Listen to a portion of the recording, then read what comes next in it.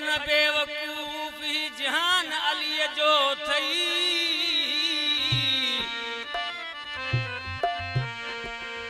शम्स कमर काबो किबलो जमीन आसमान अली जो थई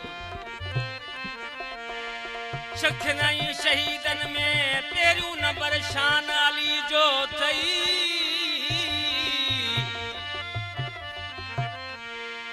हसन हुसैन खुद खुदा मोहम्मद रसूल लाही कुरान अली जो थई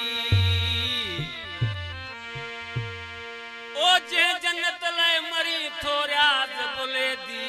उन्हें जन्नत में मकान अली जो थई